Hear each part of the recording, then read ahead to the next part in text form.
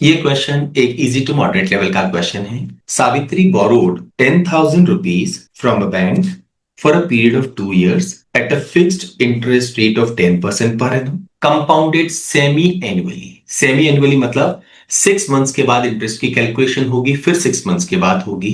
क्योंकि 10% हमारी yearly interest rate है, 6 मंथ्स की इंटरेस्ट रेट हम कैसे निकालेंगे, इसको हाफ कर दें, that is 5% and paid back 5,025 rupees eight the end of first year. ना हमें यहाँ पर कैलकुलेशन करनी होगी 6 मंथ्स के बाद, 12 मंथ्स के बाद, 18 मंथ्स के बाद और 24 मंथ्स के बाद। तो 6 मंथ्स के बाद पहली बार इंटरेस्ट कैलकुलेट होगा ऑन 10,000। 10,000 का 5% क्या होता है, 500। तो ये वैल्यू हो जाएगी 10,500। अब 12 मंथ्स के बाद वापस इंटरेस्ट कैलकुलेट होगा, अगेन 5%, बट अब किस पर कैलकुलेट होगा, इस वैल्यू पर। इसका 10% है 1,050, 5% उसका हाफ, दैट इज 525। यहां पर अगर हम ऐड कर दें तो हमारे पास ये वैल्यू आएगी 11025। ना आफ्टर 1 ईयर क्या किया है इन्होंने, 5,025 रुपीज पे कर दिए। तो अब यहां पर नेट आउटस्टैंडिंग क्या होगी आफ्टर 1 ईयर, ये वैल्यू होगी 6,000 rupees. Now again after 6 months interest लगेगा 5%, बट वो किस वैल्यू पर लगेगा, 6,000 पर।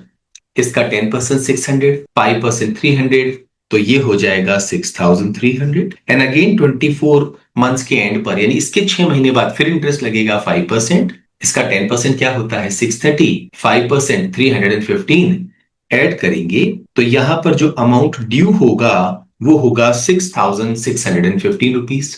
क्वेश्चन में क्या पूछा गया है, amount in rupees to be paid at the end of second year is, हमारे क्वेश्चन का आंसर 6,615 रुपीज।